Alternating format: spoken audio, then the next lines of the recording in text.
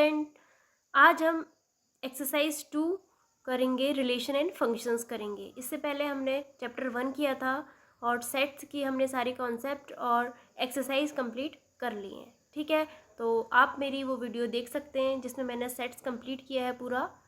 और आपको उसमें कोई प्रॉब्लम होगी तो आप मुझे कमेंट में लिख सकते हैं।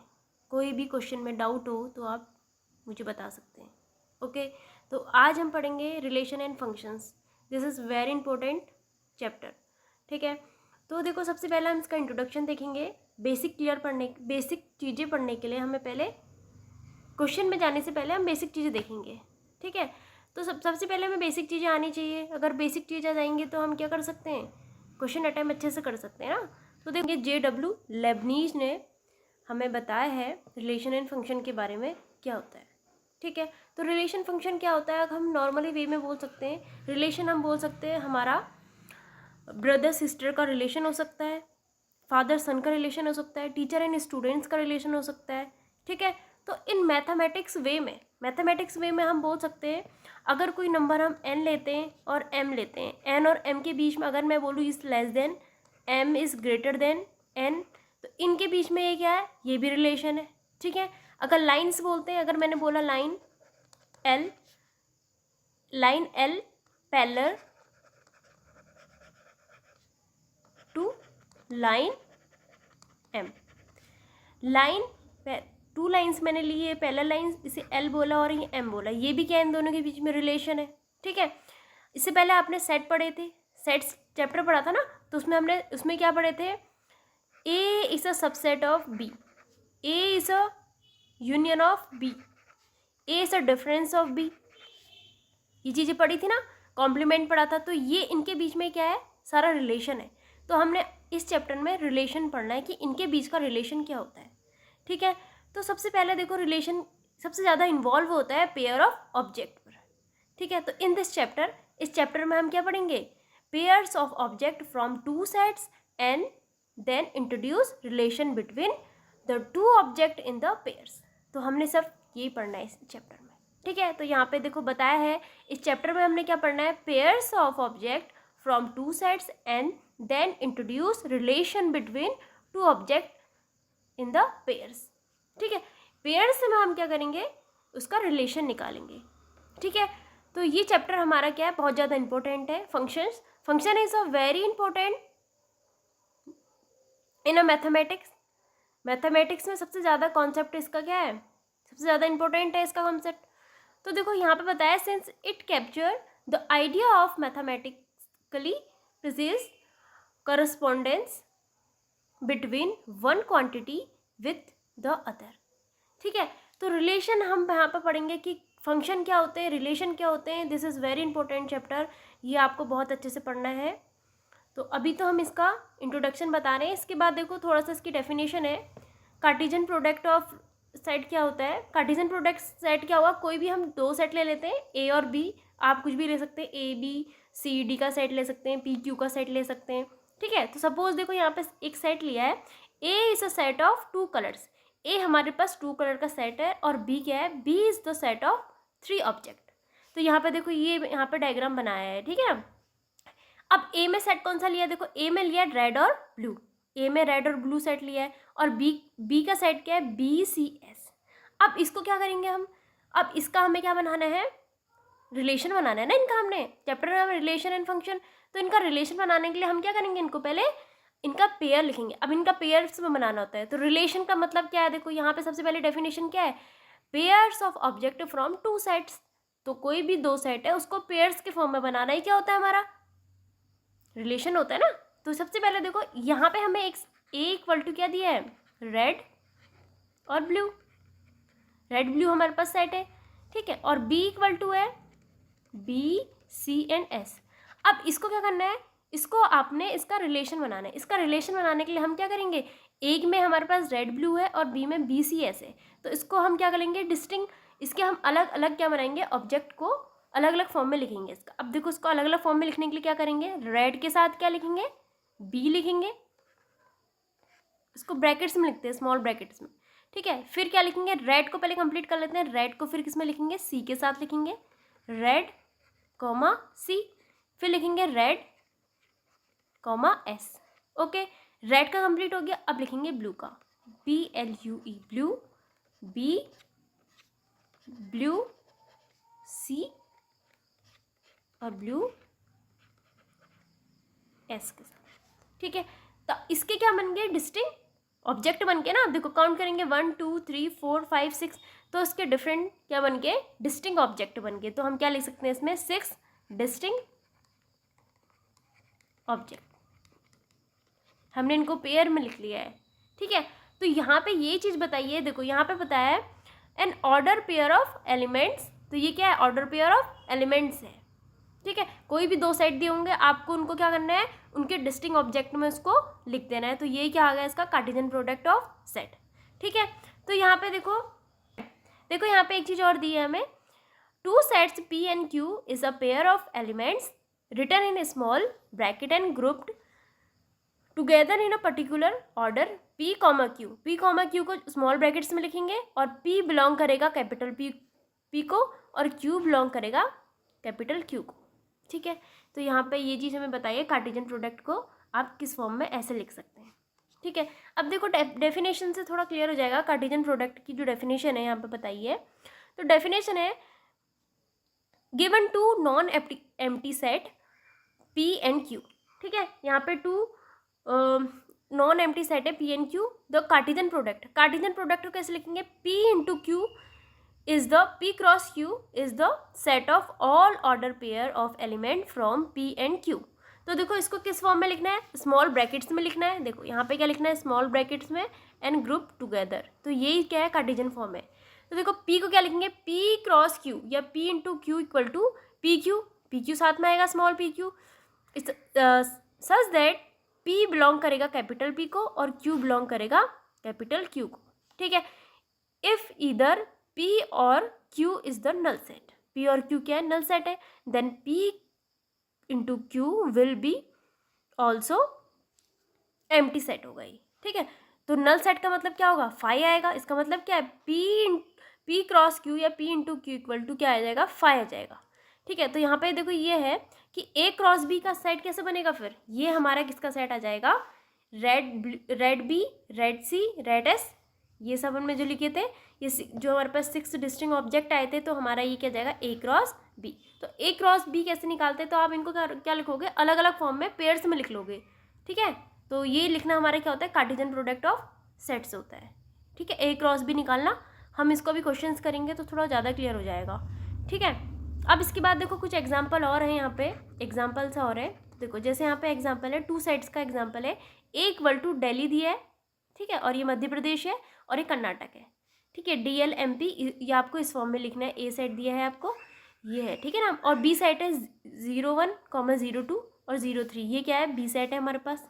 ठीक है, अब इसको क्या करना है, हमने क्या सीखा है, कार्टेशियन फॉर्म। तो कार्टेशियन फॉर्म में लिखने के लिए क्या करेंगे, A क्रॉस B निकालेंगे इसका, और A क्रॉस B कैसे निकलेगा, इसके हम डिस्टिंक्ट ऑब्जेक्ट निकालेंगे। देखो पहले दिल्ली का 01 के साथ करेंगे, फिर दिल्ली का 02 के साथ, यहाँ पे देखो। ठीक है, फिर दिल्ली का 03 के साथ, फिर दिल्ली का कंप्लीट हो गया। फिर उसके बाद MP का करेंगे, MP का 01, MP का 02, MP का 03, फिर ऐसे कर्नाटका का करेंगे 01, 02 और 03। ओके, तो इसको हम ऐसे करेंगे। ठीक है, आप यहाँ पे ही देख सकते हैं। ओके स्टूडेंट, अब देखो एक एग्जाम्पल और लिया है हमने यहाँ पे, ये देखो एक एग्जाम्पल और लिया है, थोड़ा क्लियर हो जाएगा आपको। तो यहाँ पे भी देखो यहाँ पे भी 2 सेट्स दिए हैं, A equal to small A1, small A2 और B दिया है B1, B2, B3 और B4 तक दिए। तो इसके भी हमारे पास क्या बनाने हैं, डिस्टिंक्ट ऑब्जेक्ट बनाने, तो उनको पेयर में लिखना है आपने। देखो A1 का पहले A1 को कंप्लीट कर लेंगे, A1 B1, फिर A1 B2, A1 B3, A1 B4 तक लिखेंगे, सेम ऐसे लिखेंगे। फिर A2 की चांस आएगा, ठीक है ना, A2 को लिखेंगे A2 को B4 तक लिखेंगे आप। तो ये हमारे क्या जाएगा, A cross B। Okay student, तो इनको काउंट कर लेंगे। फिर देखो 1 2 3 4 5 6 7 8, तो हमारे पास क्या आ गए, 8 ऑर्डर पेयर आ गए। तो यही आपने इनको काउंट कर लेना है और ये लिख लेना है कि ये कितना ऑर्डर पेयर का है। ये देखो ये सब डिस्टिंक्ट क्या बना रहे हैं, डिस्टिंक्ट ऑब्जेक्ट है ना, तो ऐसे ही आप यहाँ पे भी काउंट कर सकते हैं। ये कितने, देखो 1 2 3 4 5 6 7 8 9, यहाँ पे 9 बना रहे हैं, 9 ऑर्डर। 9 order pair. ओके, ठीक है। तो ये एग्जाम्पल आप दोनों देख सकते हैं। उसके बाद देखो रिमार्क है, वेरी इंपॉर्टेंट है, इस रिमार्क को बहुत अच्छे से देख लेंगे। देखो रिमार्क में क्या है, सबसे पहले इसका the order pair are equal if and only if the corresponding first element are equal and the second element are also equal. अगर टू पेयर्स क्या है, इक्वल है, ठीक है। जैसे हम इसका एग्जाम्पल ले लेते हैं, टू पेयर्स हमारे पास क्या है, अगर टू पेयर्स आर इक्वल है, ठीक है। इफ एंड ओनली केस में क्या होगा, अगर फर्स्ट एलिमेंट इक्वल है तो सेकेंड एलिमेंट भी क्या होगा, उसका इक्वल होगा, होगा नहीं होगा। अगर हम क्या करेंगे, यहाँ से स्टार्ट करेंगे, A1 से A2 को स्टार्ट किया, तो फिर यहाँ से भी स्टार्ट करेंगे B1 A1, तो ये एलिमेंट भी क्या होगा, इसकी इक्वल। यानी कि ये कह रहा है कि A cross B equal to क्या होता है, B क्रॉस A के होता है। ओके स्टूडेंट, तो ये वाला रिमार्क आप अच्छे से देख लेंगे।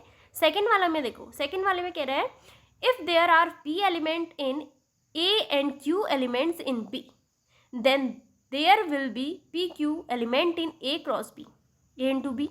That is, if NA या number of A equal to P and number of B equal to Q, तो then number of A cross B, A into B बोल सकते हैं, equal to PQ होता है, ठीक है। P हमारे पास क्या है, P एलिमेंट है A का, P एलिमेंट A का है, और Q एलिमेंट किसका है, B का एलिमेंट है। तो वो उस केस में क्या होगा, PQ क्या हो जाएगा, there will be PQ element, तो PQ का एलिमेंट क्या हो जाएगा, A क्रॉस B हो जाएगा। तो यहाँ पे ये चीज़ याद रखनी है आपको कि नंबर ऑफ एलिमेंट P होगा और नंबर ऑफ एलिमेंट B जो होगा वो Q का होगा। तो ये वाला आप याद कर लेंगे इसको, ठीक है। A इंटू B क्या हो जाएगा, PQ हो जाएगा, ठीक है। इस वाले केस को भी देख लेंगे। थर्ड वाला है if A and B are non empty sets, A और B नॉन एम्प्टी सेट्स हैं, ईदर A और B is an infinite set, A और B क्या है, इन्फानाइट सेट है, then so is A cross B, ये भी देख लेंगे आप, ठीक है। अब फोर्थ वाला है, देखो A क्रॉस A, यानी कि 3 टाइम्स है, 3 टाइम्स है, तो इसका क्या है, equal to A comma B comma C such that A comma B comma C belongs to A। ये हमारे पास क्या है, A क्रॉस 3 टाइम्स है, तो ये किसको बिलोंग करेगा, कैपिटल, ये जो A B C है ये किसको बिलोंग करेंगे, A को बिलोंग करेंगे। तो यहाँ पे ये बताया कि A B C is called an order tripled बोला है, ट्रिपल्ड ऑर्डर ट्रिपल, इसका मतलब इसको क्या लिखा है, 3 टाइम्स लिखा, तो ये 3 का ऑर्डर है, ठीक है। आप इसको X Y Z के फॉर्म में भी लिख सकते हैं, अगर आपको A B C में नहीं लिखना है तो, ठीक है। आप क्या लिख सकते हैं, इसको A B C X A B C को क्या लिख सकते हैं, X Y Z, X comma Y comma Z belongs to A, इस फॉर्म में भी लिख सकते हैं आप इसको, ओके।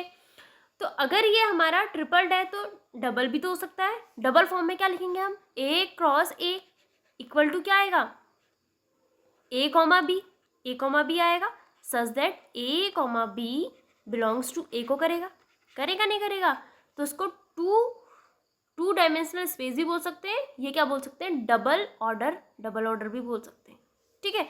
इसको हम क्या बोल सकते हैं, 3 डायमेंशनल स्पेस, ये भी बोल सकते हैं, और इसको क्या बोल सकते हैं, 2 डायमेंशनल स्पेस। अभी इसके कुछ एग्जांपल देखेंगे हम, तो उससे थोड़ा क्लियर हो जाएगा। तो आपको ये रिमार्क जो 4 के 4 है ना, ये बहुत अच्छे से देख लेने हैं, ओके स्टूडेंट। तो ऐसे होंगे फिर ये, ठीक है, तो हैं कुछ, ठीक है ना। एग्जाम्पल फर्स्ट है if x + 1 y - 2 = 3, 1 find the value of x and y। तो आप इसको निकाल सकते हैं इजी वे में। तो इसमें क्या करते हैं, पेयर बनाते हैं ना। अगर आप इसको सेट A मान लें, इसको सेट A क्या मान लेंगे, x + 1 y - 2, और इसको B सेट मान लो 3, 1। हमने पढ़ा है A क्रॉस B कैसे निकालते हैं, A क्रॉस B निकालने के लिए पेयर बनाते हैं ना, तो उसको पेयर के फॉर्म में लिख लो, x + 1 3 ले लेते हैं, और इसको क्या ले लेते हैं, x + 1 1 ले लेते हैं, और दूसरा पेयर क्या बनाएंगे, y - 2 3 और y - 2 1, इस फॉर्म में लिखेंगे, ठीक है। अगर इसका पेयर पूछे, बट हमसे यहाँ पे सिर्फ x और y की वैल्यू पूछी है। अब x y की वैल्यू निकालने के लिए हम क्या करेंगे, इसको इसके इक्वल ले लेंगे, ठीक है। तो यहाँ पे हम क्या करेंगे, a = b के कर देंगे, इसको a मान लो, इसे b मान लो, a = b के, तो क्या आएगा, x + 1 = 3 आ जाएगा, और y - 2 = 1, तो हमारे पास x की वैल्यू 2 आ गई और y की वैल्यू 3 आ गई है। अगर हमें ये क्वेश्चन A क्रॉस B के फॉर्म में दिया था तो हम इसको इस स्टेप में करते, बस हमसे यहाँ पे सिर्फ एक्स और वाई की वैल्यू पूछी है, तो हम यहाँ पे इसको ही निकाल लेंगे। ठीक है, ठीक है। एग्जाम्पल 2 देखो, P equal to A comma B comma C और Q दिया सिंगलटन R। इससे P क्रॉस Q निकालना है और Q क्रॉस P निकालना है। तो अभी हमने पढ़ा था, पीछे पढ़ा था ना, तो कह रहा there these two product equal कह रहा है। तो देखो इक्वल बनाने के लिए हमें क्या करने पड़ेंगे कि वहाँ पर उसके एलिमेंट सेम होने चाहिए। अगर यहाँ पे ए बी सी है तो यहाँ पे भी क्या होने चाहिए, 3 एलिमेंट होने चाहिए। तो यहाँ पे देखो ये इक्वल तो वैसे भी नहीं होगा, ठीक है, क्योंकि यहाँ पे 3 एलिमेंट है और यहाँ पे सिर्फ सिंगलटन आ रहा है। तो यहाँ पे बोल रहा है कि प्रोडक्ट को इक्वल है, ये बताइए। तो पी क्रॉस क्यू निकालने के लिए हम पहले इनको ऑर्डर पेयर में लिखेंगे। ए के साथ आर लिखेंगे, फिर बी के साथ भी आर लिखेंगे और सी के साथ भी आर लिखेंगे। ठीक है, अब इसका अपोजिट करना है, क्यू और क्यू इंटू पी निकालना है। तो R comma A, R comma B और आर कॉमा सी। ठीक है, तो देखो definition of equally of order the pair of A comma R, A comma R is not equal to pair R comma A. देखो A comma are जो है ये इसकी इक्वल नहीं है, ठीक है, यहाँ पे क्या है नॉट इक्वल, तो नहीं है। देखो सिंपल सी बात है, ए कॉमा आर जो है वो आर कॉमा ए की इक्वल नहीं है। तो क्या है इसका मतलब, ये दोनों एक दूसरे को सेटिस्फाई नहीं करेंगे। तो P into Q is not equal to Q into R, Q into P. ठीक है, तो हम ये लिख सकते हैं इसमें। ठीक है, तो इस टाइप के क्वेश्चन भी आप देख लेंगे अच्छे से। नेक्स्ट एग्जाम्पल लिया है इसमें, एग्जाम्पल 3। एग्जाम्पल 3 में देखो, let A equal to 1 2 3, B equal to 3,4, C equal to 4 5 6। देखो इसमें सबसे पहले क्या निकालना है, ए क्रॉस बी, ये वाला हमने पढ़ा था ना पीछे, इंटरसेक्शन सी। तो इंटरसेक्शन मैंने बताया था क्या लेते हैं, कॉमन टर्म लेते हैं। पीछे हमने पढ़ी थी ना एक्सरसाइज में, प्रीवियस वीडियो में आप देख सकते हैं इंटरसेक्शन क्या होता है, यूनियन क्या होता है, कॉम्प्लीमेंट सेट क्या होता है, डिफरेंस ऑफ सेट क्या होते हैं। तो यहाँ पे देखो यही क्वेश्चन यहाँ पे बताया है। अब ए क्रॉस बी इंटरसेक्शन सी निकालने के लिए पहले हमें ए बी इंटरसेक्शन सी निकालना पड़ेगा इसका। ठीक है, तो कैसे निकालेंगे, देखो इसका इंटरसेक्शन हमें पता है, इंटरसेक्शन कैसे निकलता है बी और सी का। तो सारे एलिमेंट इसमें से कॉमन लेंगे, तो कॉमन क्या आएगा, 3 और 4, 4 5 6। तो इसमें कॉमन एलिमेंट 4 है ना हमारे पास। बी इंटरसेक्शन देखो, बी इंटरसेक्शन सी क्या आएगा हमारे पास, सिर्फ 4 आएगा। आएगा नहीं आएगा, देखो आप अच्छे से। फिर उसका क्या निकालना है हमें, ए क्रॉस। अब देखो इसका ए क्रॉस निकालना है, इसका ए क्रॉस इसके साथ ए क्रॉस करना है। तो ए के एलिमेंट के साथ सारे इंटू हो जाएंगे। देखो 1,4, 2,4 और 3,4, ये आ रहा है ना आपको कैसे किया है, तो आप ये देख लेंगे। ठीक है, उसके बाद देखो सेकंड वाले में A cross B intersection A cross C, A cross B. तो सारे एलिमेंट लेंगे ए और बी के, 1 को 3 के साथ लिखेंगे, फिर 1 को 2 4 के साथ, फिर 2 को 3 के साथ, 2 को 4 के साथ, 3 को 3 के साथ, फिर ऐसे आपको क्या निकालना है, ए क्रॉस सी निकालना है। ए क्रॉस सी कैसे निकलेगा, ए और सी के 1,4, फिर 1,5, ये सब लिखना है, फिर 1,6, फिर 2,4, 2,5, 2,6, 3,4, 3,5, 3,6। अब इसका इंटरसेक्शन निकालना है। इंटरसेक्शन में देख लो कौन से पेयर कॉमन हो रहे हैं। तो इंटरसेक्शन में देखो 1,4 यहाँ पे भी ये लिख लिया इन्होंने। फिर यहाँ पे देखो 2,4 यहाँ पे भी है, 2,4 है तो ये कॉमन लिख लिया है। फिर देखो 3,4 यहाँ पे है, 3,4 यहाँ पे भी है, तो ये इंटरसेक्शन में हमेशा कॉमन टर्म लेते हैं ना, तो ये निकाल लिया। देखो अब ऐसे ही थर्ड वाला है आपका, देखो थर्ड वाले में बोला है A cross B union C. Union देखो यहाँ पे यूनियन है, यूनियन निकालने के लिए देखो, यूनियन निकालने के लिए क्या करते हैं, सारे एलिमेंट लिखते हैं लेकिन कॉमन एलिमेंट को सिर्फ 1 टाइम लिखते हैं। बी यूनियन सी में देखो, फिर बी यूनियन सी में 4 सिर्फ 1 टाइम है, तो यूनियन क्या आएगा इसका, बी यूनियन सी 1 आएगा। सॉरी बी यूनियन सी कह रहा है ना, बी यूनियन सी में क्या आएगा देखो, हाँ ठीक है 3 आएगा, 4 5 एंड 6। अब इसका ए के साथ कर लेंगे तो लिखते जाएंगे, ए क्या है 1,3, फिर 1,4, 1,5, 1,6 तक जाएगा। फिर ऐसे 2,3, 2,4, 2,5, 2,6 तक जाएगा। ठीक है, फिर 3 आएगा, देखो 3 आएगा, फिर 3,4 आएगा, फिर 3,5 आएगा, 3,6 आएगा। ये आपको करके दिखाया है मैंने। ठीक है, ये देख लेंगे अच्छे से। पहले आप इसका यूनियन निकालेंगे, उसके बाद इसका ए क्रॉस कर लेंगे। ओके स्टूडेंट, यहाँ पे आप देख लेंगे। अब देखो फोर्थ वाला है ए क्रॉस बी, फिर यहाँ पे यूनियन है A cross C. A cross B कैसे निकालेंगे, ए क्रॉस बी देखो, ए क्रॉस बी कैसा आएगा, ए और बी के एलिमेंट आ जाएंगे। तो 1 का पेयर पहले देखो 1,3, फिर 1,4 ये आ गया, फिर 2,3, 2,4, फिर 3,3, एंड 3,4। ये आ गया ए क्रॉस बी। अब ए क्रॉस सी कैसे निकालेंगे? देखो ए क्रॉस सी, ए और सी के एलिमेंट देखेंगे तो 1,4, 1,5, 1,6, फिर 2 की चांस 2,4, 2,5, 2,6, 2 का ख़त्म, 3 का 3,4, 3,5, 3,6। अब इसका क्या निकालना है? यूनियन निकालना है। तो यूनियन निकालने के लिए हम सारे एलिमेंट लिख लेते हैं, लिखते हैं ना। यूनियन निकालने के लिए क्या लिखते हैं? देखो यूनियन कैसा आएगा, सारे आ जाएंगे 1,3 और जो रिपीट हो रहा है उसको 1 टाइम लिखिए। देखो 1,3 ये भी यहाँ पे लिख लिया है 1,3। फिर देखो 1,4 है, 1,4 है 2 टाइम्स है तो 1 टाइम लिखेंगे। फिर 1,5, ठीक है। फिर 1,6 मैंने यहाँ पे लिख लिया है। फिर 2,3 है, 2,3, 2,4, फिर 2,5 और 2,6। ठीक है स्टूडेंट। अब देखो 3,3 यहाँ पे लिख लिया है 3,3, फिर 3,4, 3,5 और 3,6। ठीक है, यहाँ पे ये किया नहीं था तो ये मैंने सॉल्व यहाँ पे कर दिया, आप देख सकते हैं। ठीक है, अब नेक्स्ट एग्जाम्पल एक और लिया है, एग्जाम्पल 4। एग्जाम्पल 4 में देखो, if p equal to 1,2 from the set p into p, order tripled है ना। ट्रिपल्ड ऑर्डर में क्या करेंगे?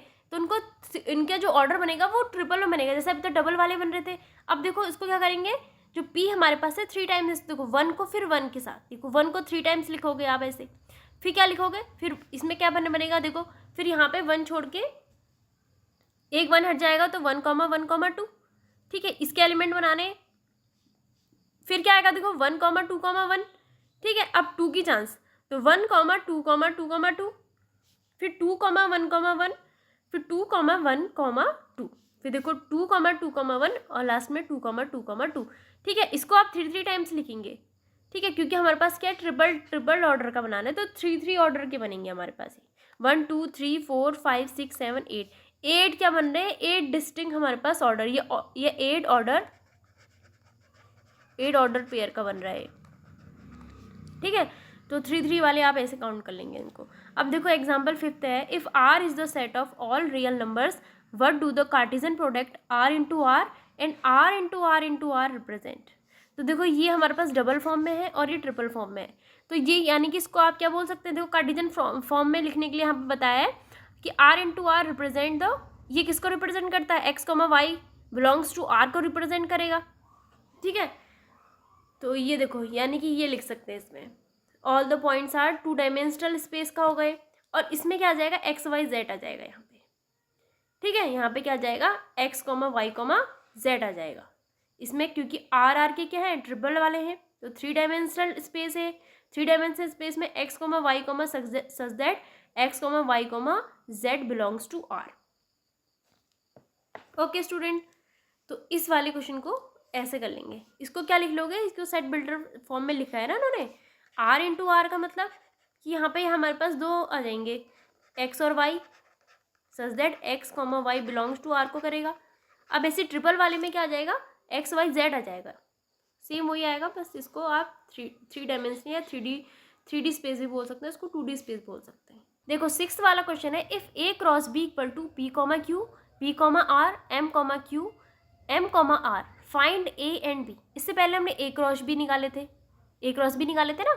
तो यहाँ पे हमें A और B निकालना है और ये हमें ऑर्डर के फॉर्म में दिया है।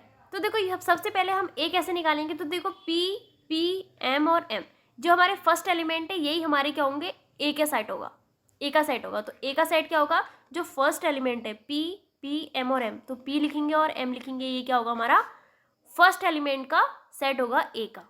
ऐसे ही आप B में लिख सकते हैं, B का सेट क्या होगा? फिर B सेट हमारे पास सेकंड वाले एलिमेंट आ जाएंगे, ये वाले। ठीक है, तो इसको क्या लिखेंगे? Q, R, ये हमारे सेकंड सेट के एलिमेंट है, या सेकंड एलिमेंट भी बोल सकते हैं। तो ये हमारे क्या आ जाएंगे? B का सेट आ जाएगा। देखो यहाँ पे ये लिखा A equal to set of first element P, M, A equal to set of second element Q, R। ठीक है, तो आपको किसी भी फॉर्म में दे सकते हैं वो, आप इसको ऐसे सॉल्व करेंगे। बस बेसिक चीज़ें आपको अच्छे से देख लेनी है, छोटी छोटी चीज़ों से ही हमारे क्वेश्चन सॉल्व हो जाएंगे।